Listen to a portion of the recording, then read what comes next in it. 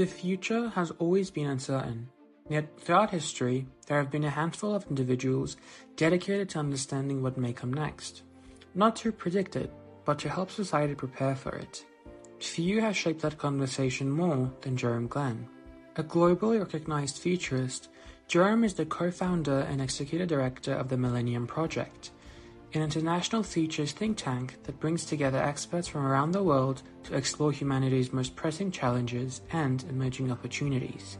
For decades, his work has influenced governments, international organizations, corporations, and academic institutions, helping leaders navigate complex questions surrounding artificial intelligence, climate change, global governance, technological disruption, and the long-term future of civilization. As the lead editor of the internationally respected State of the Future reports, Jerome has become one of the most defining voices in strategic foresight and future studies, challenging us not to simply anticipate change, but to shape it. Hello, everyone, and welcome back to another episode of the Futurepreneur podcast. Today we have an amazing guest, Jerome Glenn. Jerome, welcome. Thank you. Nice to be here. It's truly an honor to have you on my podcast. So before we start with, all the questions, I would love to know more about you and also for the audience to kind of get to know you. So my first question for you is, what got you into foresight? Like what intrigued you? What made you, gravitate towards it? Yeah. Well, I was doing my master's degree, and I was asked to be on a panel of the state of Vermont, it's in the United States, on the future of education. They wanted one teacher, one principal, one graduate student, and I was, one this and that to study it. And so they were going to meet in a ski lodge. Now, I'm a poor graduate student, so a fancy ski lodge in Vermont, I mean, that's Valhalla. Of course, the answer is yes. And so then I ended up, and then they sent me a box of Xeroxes of people like from Buckminster Fuller, Herman Kahn, Alvin Toffler, people I had never heard about. This is 1970. This is December 1970. And after 3 hours of reading, I got up from where I was sitting. I couldn't believe I sat there for 3 hours reading one paper after another. It was the most interesting stuff I'd ever read in my life. Now, then they had us learn a whole bunch of futures methods to apply it to the future of education of the state of Vermont. Okay. While that was going on, it dawned on me that all these futures methods were ways to take vast amount of information and package it to make a decision. I said, well, education should have something to do with that. So I figured, okay, I would take the methods and turn them into teaching techniques. And one simple example, without going into much detail, one technique is called a cross-impact analysis. You take different trends or different future events and you list them down a column on one side and then repeat the same ones across the top. And then say, how can event number one affect event number two? So it's an organized way to ask the interdependent questions of the future. That's the idea. Now, so I said, well, heck, you could apply that to education, say biology. You put down all the main biological systems of the body, the respiratory system, the skeletal system, and then repeat them across the top and say, how can this system have a positive and negative effect on this one? And so in one chart, you've got the interdependency of the human body. So from that, I developed a national reputation on the futures of education stuff, and then that got me into general futures. So it started with education. Wow, that's truly amazing. And so when you got into kind of, let's say, foresight and everything, you're truly an icon, in this field. And so you've coined the term futuring about... Alexa, stop. I had to turn off my little audio AI here. No problem. Yeah. So, you've coined the term futuring, I think about 50 years ago or so. And so it was first used in an article in Instructor magazine, Education magazine, in January 1973. The way I conceived futuring was, it was a logic to put on top of any curriculum. So you'd keep the same books, the same everything, except the first quarter of the course, you would ask the question from time to time, what's getting to be more and what's getting to be less? So like, if you're teaching African history, what's getting to be more, what's getting to be less? If you're teaching mathematics, what's getting to be more in mathematics and what's getting to be less in mathematics? So you would just basically figuring out the trends, right? Then in the second one, they say, okay, project it out to a particular year. And then the third time section, okay, correct it. If you don't like that, correct it.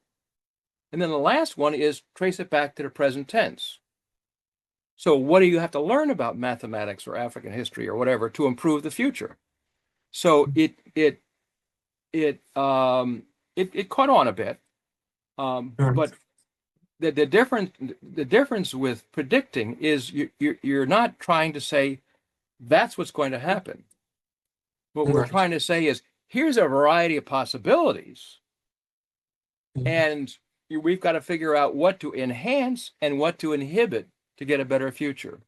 So the purpose is to open the mind to thought rather than close it to a particular prediction saying this is the way it's going to be. Right. Yeah, we're just not gods as far as I know. Yeah, definitely. I think that's probably the number one misconception about foresight in general is that people think the goal is to predict the future when really it isn't. It's just trying to explore different possibilities and Right. scenarios. And that's kind of the main thing. And that kind of takes me to my third question, which is you've also created the future wheel. I think it was in 1971. And so Yeah. I would love to know more about how you came to create this. And I mean, it's also so widely used. It's not just given in foresight. I mean, it's used by governments globally, military uses it. So I would love to know how you came to kind of create the feature wheel and what it really is. Right. Well, just like a tree has many roots, Right. to explain the middle part of the tree. All right. So I can't explain the whole thing, but the key idea was one guy was teaching something, and he said, well, if you're going to build a new apartment building, you also got to consider parking. So I went, aha, first order consequence. So I said, well, it's a bunch of different consequences, not just one. And most people are okay at doing the primary consequences of things, but then they don't know. So then you do a second ring. What is the consequence of the first ones? Right. And then what is the consequence of the second ones? Now, most people never get out to tertiary consequences. So the idea when people talk about being blindsided or surprised, it tends to mean that they didn't look over here or didn't look over there, right? So the idea is to do your primary consequence, secondary consequence, and tertiary consequences. So that makes it extremely easy for people to begin to move into futures thinking, because everybody's okay on primary consequences, but they don't usually think about the second and tertiary ones. So and all you're doing is you're just giving them line and circle. The rest of it is in their brain. Part of my assumption was that we have tons of stuff in our brains. Right. But we don't necessarily organize them in terms of secondary and tertiary consequences or cross impacts. So the methods will help do that. And that was the idea of the futures wheel. It started actually as an elementary school technique, because when I was at the University of Massachusetts studying, it was the first doctoral program in futures research, by the way. And it no longer exists, but it was the first at the time. And when we were thinking about teaching some courses in the university, and the university faculty was going like, well, this is too complex for undergraduates.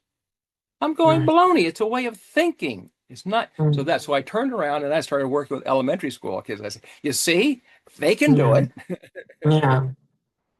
Yeah, I think it's truly a great way to kind of, let's say, teach people to think about the future. And I think it's truly necessary for the younger generation as well. So yeah, it's definitely something that needs to be taught more widely in schools everywhere.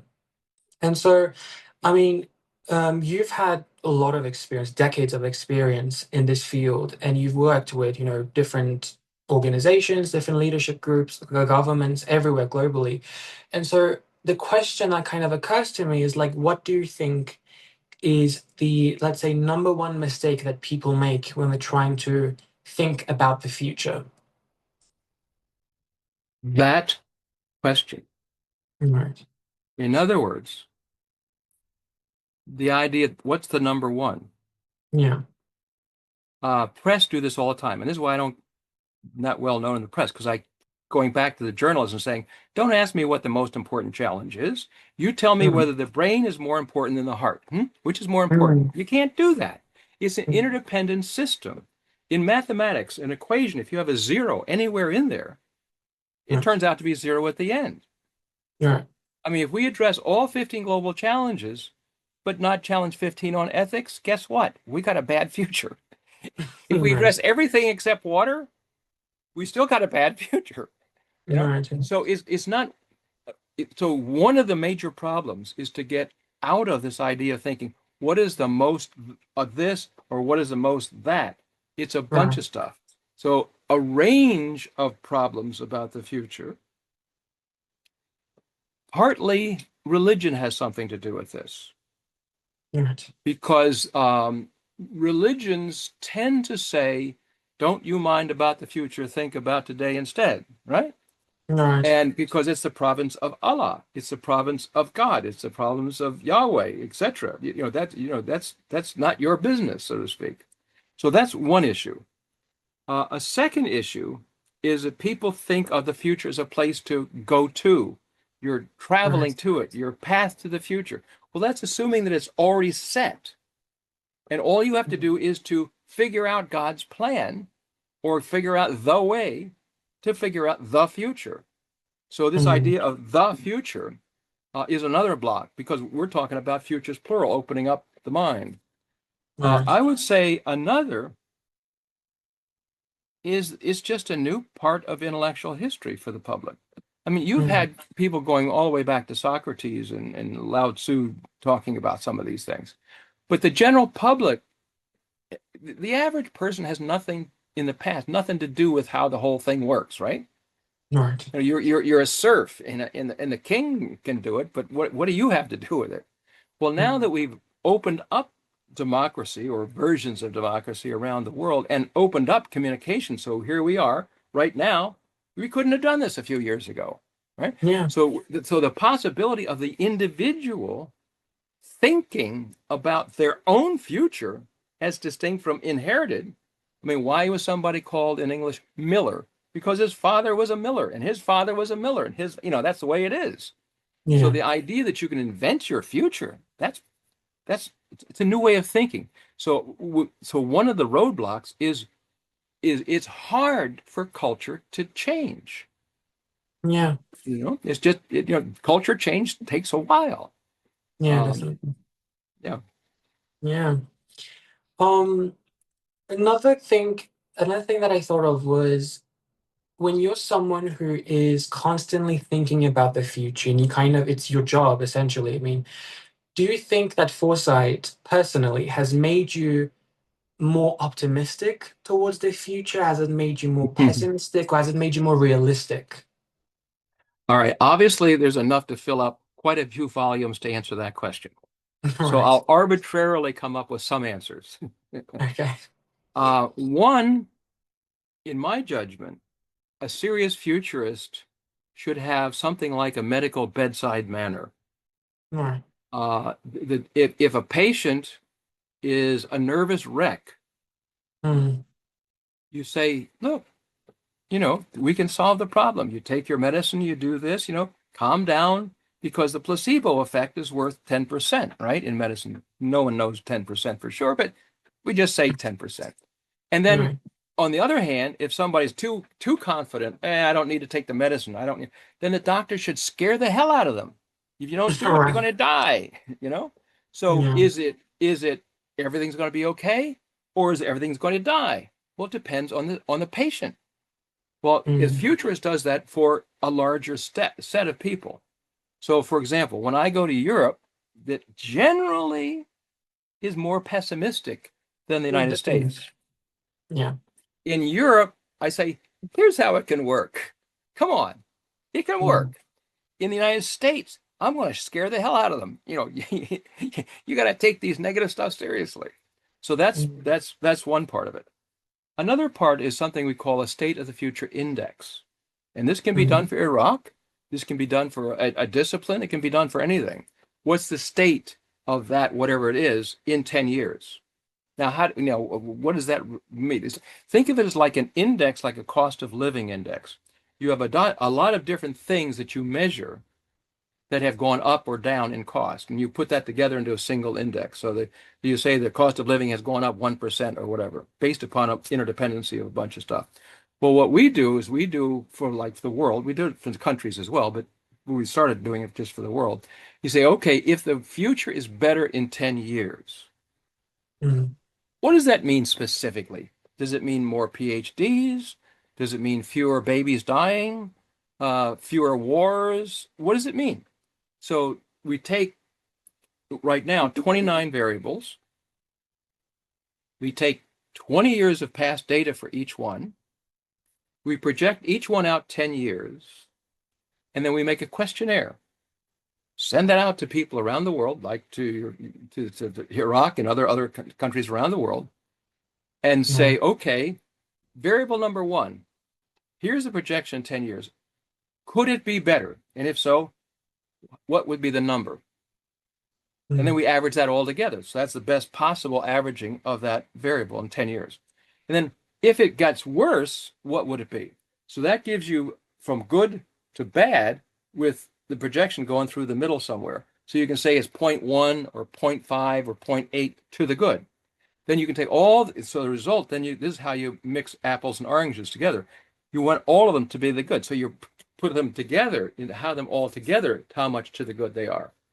And then that gives mm, us an index. Now, right. having been doing this for 26 years, the index, I can tell you confidently with the following. We are winning more than we're losing. Mm, right. And I'll give you an example. Mm, In 1980, more than half the world, and we were about 2 billion people, more or fewer, half of that people were in extreme poverty. Now we've got a heck of a lot more people, but we're under 10% extreme poverty. People don't mm, realize how well we're doing on reducing poverty in the world. They just really don't get that. But right. where we are losing is extremely important. Obviously, climate change, organized crime, conflicts, unemployment, and so forth. So the way I would say it, I'm optimist or pessimist. I'd say, well, by measures of thinking people around the world, we are improving more than we're not improving.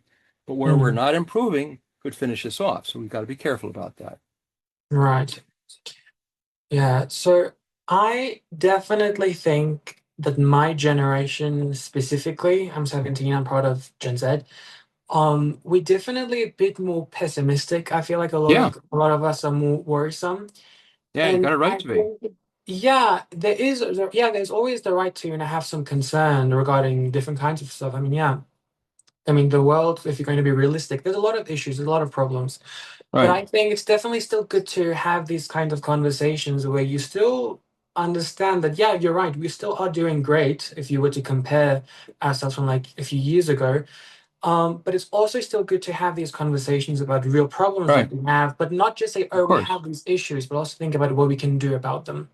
And I think that's something Well, that's really important for my generation to kind of try to do something about it instead of just yeah. acknowledging that these kind of issues Yeah, exist. one of the medicines, so Right. to speak, for pessimism is to start to concentrate on what strategies to address the Mm. problems. Because if you're Yeah. so involved in trying to, well, how do we solve it? How do we solve it? You don't have time to be pessimistic. Yeah, yeah, exactly. Um, Because pessimism, in my yeah. view, is intellectual cowardness. Mm. Why is it intellectually cowardly? You don't have to prove anything. It can't be done. What do you? You Right. don't have to prove anything. Whereas if you say yes, it can't, you have to prove something. Mm. So it's more. You have to be more courageous to be optimistic. Right. And you don't have to be courageous to be a pessimist. You just say, who cares? Yeah, that's wow, that's a And very the other interesting thing that's a problem is, there's a famous play by Shakespeare called Hamlet. And mm, Hamlet, in there, the father was getting poison in the ear, you know, mm, and it was a metaphor for like we were poisoning the ear, the brain of the generation, your generation, by saying it's all going downhill. That poisons the unconscious mind of the world. mm, In my time growing up, our fear was World War III. right. Most people thought that we would have nuclear war between the Mm, Soviet Union and the United States, and that we would not be alive and doing this show right now. That was a majority view. And yeah. historians will tell you that when two or more great powers confront each other, they usually use the weapons of the day and invent some along the way.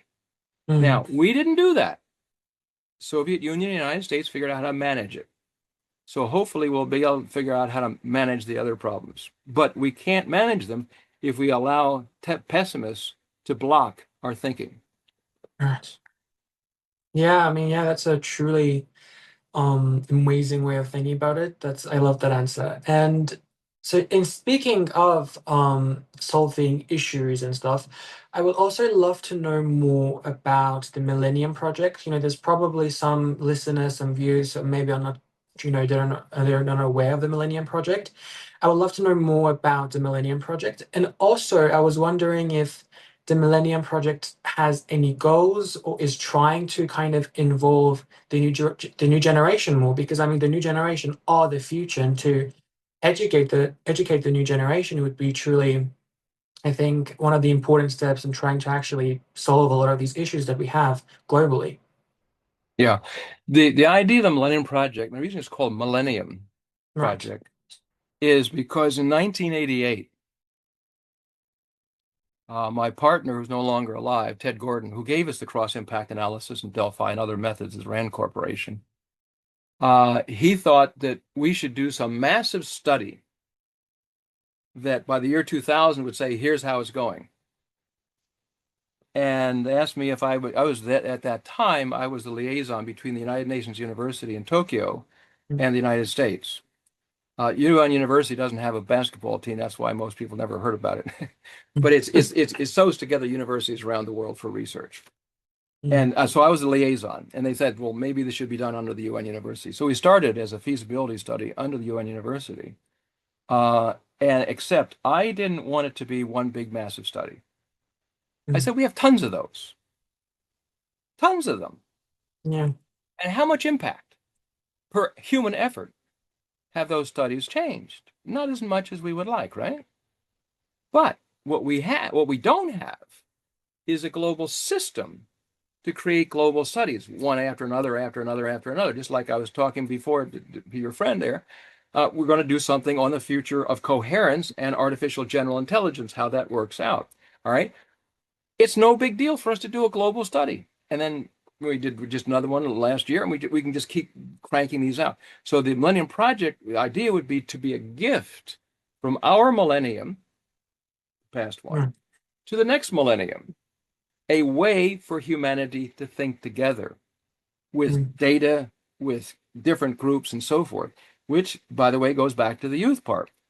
We don't care if you're 10 years old or you're 100 years old. We don't care if mm, you're right wing or left wing. We don't care if you're an atheist or a theist. What we care about is, do you have something to add to the conversation? Because we mm, don't need to Xerox what everybody else has said. How many conferences have you been to where they tell you what you already knew because that's why you came into the conference to begin with?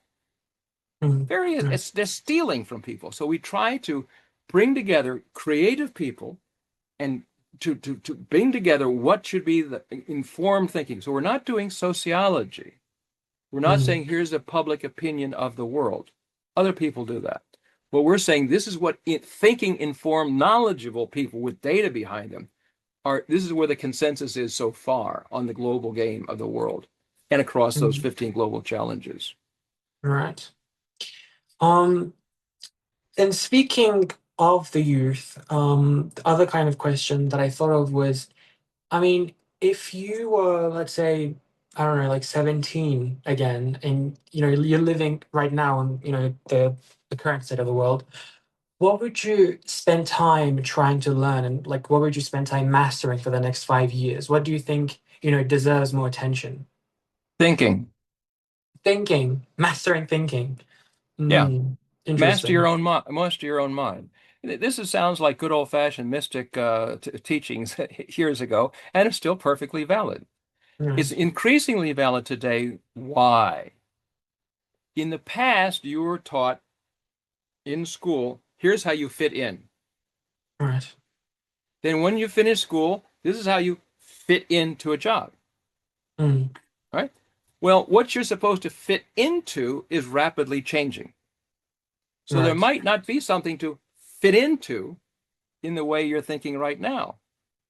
So Mm, what's the constant? If that's the variable, what's the constant? The constant is you, right. right? Now, in the past, you had to have a job that you could like walk to or drive to, that we all revolved around the market, right? Yeah. But now, today, every single citizen is the center of the world market. Right. Right now, we are both surrounded potentially by billions of people. Doesn't mean that your access gets there, but potentially you could. So, what Mm, happens if you have an AI avatar that goes around the internet looking for what somebody would pay you for what you want to do anyway? Your mm, self actualization, your next steps, your own mind, your evolution. You figure, well, people won't do that. Fine, find out. Because maybe you're interested, like, I'll give you a dumb, simple example. Let's say I was going to Paris right. and I tell my avatar, by the way, find out who wants to go to the Louvre with me. Right. And I'll have these glasses on or contact lenses, and it'll telecommunicate what I see in the museum. And Mm, we can interact so they can say, oh, take a look at that mummy. Could you read that sign over there? You know? And maybe I would charge them, let's say, €2 or so. Well, for €2, how many people in the world would pay €2 to go to the Louvre with a total stranger on a telecommunications device? mm, Probably more than 100, yeah. right? So then you tell your AI avatar, pick the 50 most interesting people to go along with, and then accept their smart contract for the €2. So Mm, then you have 50 people that you'd want to talk with anyway to have a good time as you go through the museum. And if you're all by yourself, it's not that interesting. But if you're with a bunch of people around the world, that's very cool. And then you get €200 for a very fancy lunch. mm, right. So the idea is find markets for what you are and what you want to do rather than only fit in. And we still have a Mm, fit in society today, but that's in transition. yeah. So, what should young people begin to do? Know thyself. Now, we have a little bit of that going on with social media. So, you have followers and all that. So, that's the early sort of embryonic, it's like the Wright brothers' early plane before you get into a jet plane and a rocket ship. All right. Right. So, the idea here is that you get used to the idea that how can I make a living growing up, becoming more of what I want to be? Like, for example, I like talking about the future. That's me. So Yeah. I make a living at that. So I find markets around the world, like you, or Mm, you find me. And that's right. the other part about it. Once you start to identify markets around the world and monetize your hobbies, monetize your interests, then as you get better at it, then people come to you, just like influencers. People come to the influencers. So Yeah. I would say know thyself, learn how to think, learn how to connect to nodes worldwide, others worldwide. Begin to experiment with, charging €1 or $1 for something or other to see what happens, what doesn't work. Then ask your AI, what's the market? Who are the people I should do? And start to just play around with it. Play Mm, around with, think of yourself as a holding company. A holding company yeah. has a bunch of different companies. So think of yourself as a holding company. You are not one thing. But in the fit in world, you are. You are an economist, or you are a policeman, or you are a teacher, right? But the Right. fact is that you're more than any one thing. So then how do I connect to the different, like, so think of me, I'm like 10 companies. I'm a holding company of 10 companies. This is the futurist company.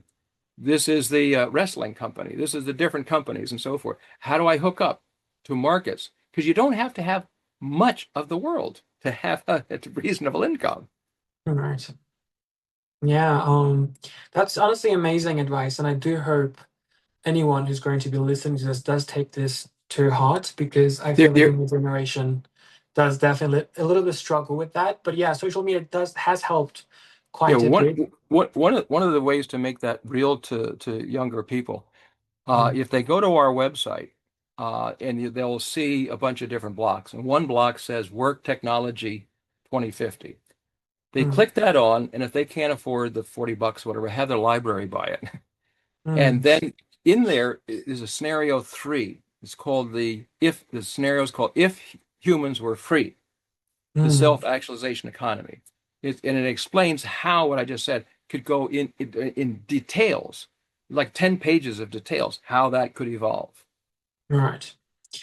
Um, and also, I mean, the world has changed so much and everything is constantly changing. I mean, everything is just like something new is just happening or being is emerging every single day. And one thing that was really interesting to me to like know about, let's say your POV was what's one emerging trend that kind of, let's say, is interesting to you or even excites you? And what's one thing that really concerns you and you think people maybe need to become more aware of it? Okay, didn't convince you yet to get around this one thing, but I'll about give a couple. Okay. Yeah, yeah. All right, one of the things that excites me Right. is the potential merger of Mm, the human consciousness and technology as a continuum. For right. example, right now, we think we're talking to each other. Yeah. We're not. We're talking to a machine that talks to a machine that talks to a machine that eventually gets to some bones in your ear, that something gets up into your eyes. And it's a whole lot of stuff between you and me right now. Right. There's a satellite or two. I mean, there's a lot of stuff between us, but we just think of it as a continuum. Mm, Where does my consciousness leave off and the technology begin? mm. We don't even think about it, Yeah. right? Now imagine a civilization like that, where the civilization and humans and technology are all interconnected into a flow, a harmonious flow, which doesn't mean that you're in touch with everybody at the same time. That's going to drive you nuts, but it means that you're able to. Now, Right. that's what I call conscious technology civilization. I wrote about this in a book called Future Mind 40 years ago. Mm, So one thing that excites me is the potential for human consciousness and technology to become a continuum. And for that continuum to be good versus bad, I think it's going to take the attitude of the mystic, not the metaphysics of the mystic, not the bureaucracy, none of that, but just the attitude of the mystic, the mystery of the universe. The mystic likes it, it doesn't yeah. understand it, but it likes it. It has this attitude toward light, attitude toward people that's Mm, important. So if we can take the attitude of the mystic and then the knowledge of the technocrat, because these are the two greatest prejudices in all of history. Each one thinks they're superior to the other, right? But what right. happens if we actually made a synergy or a harmony or a yin yang with them, and then apply that in our own life, but then also to society? That excites me a great deal. Another thing that excites me is the future of AI that can make all that quite possible. Of course, there's a downside that I work on as well. Mm, Another thing that excites me is that we're starting to get used to the idea of doing what you and I are doing right now, talking to people outside of our caste, outside of our religion, outside of our nationality, as if we're friends. And sort of we are for a moment. yeah. So the idea of the interactivity of humanity is way beyond what it's ever been before. I mean, you go to an airport and somebody that you don't know at all opens the door for you because they see you're struggling with some bags. They're never Yeah. going to see you again. There's no self-interest in it. It's just nice to be that way. And so the amount of niceness in the world is really quite a lot. The news tells you what's the worst thing that everybody did to each other today, Yeah. right? So as a result, the unconscious mind of humanity thinks it's all going downhill. Well, because the Mm. news is saying it's all going downhill. What do you know? It's alternative to that. Yeah. But when you stop and think about it, the most of the world is what you and I are doing right now. Total strangers being nice to each other. That's the majority of the world right now. Yeah. That's exciting. Now, what worries me, the ability of an individual eventually to make a weapon of mass destruction and deploy it. Mm. Because weapons are getting more powerful, smaller, more mobile. When you extend that trend out, and an individual could pretty well damage a lot of stuff. So we got to Mm. figure out how to prevent in little kids growing up and wanting to knock out the whole game. Right. That's tough. We Yeah. understand national defense. We understand some, dealing with various groups. Iraq's had a lot of that issue as well. But Correct. how do you have security all the way down to the individual? That's tough. Mm. Yeah. And that's another discussion for another day. But that's one of the things that worries me. So we call it CMAD, single individual massively destructive. The Mm. other one is out of control AI. Right. Um, it's pretty clear that AI will eventually become more intelligent than we are. In Yeah. many cases, it already is. But what happens if it becomes so intelligent that it evolves a kind of life form, a non-biological life form? Now, throughout biological history, more intelligent species tend not to treat less intelligent species very well. Mm. Yeah. When we build a road, we kill some worms. We're not anti-worm. We're just building a road. So Right. what happens if different species, just like we have many different biological species, we could have many different artificial intelligence species in the future. So even if some of those biological species don't want to eat us, some of them do. So Right. how do we make sure that doesn't happen? And right now, I would say that's a surprise-free forecast. Mm. Because right now, there's nothing to stop that from occurring. Yeah. I mean, it's definitely a scary thought to have, but I mean, you have to sometimes think about the scary things. Otherwise, it's just going to blindside you one day, and it's going to be, I mean, horrifying.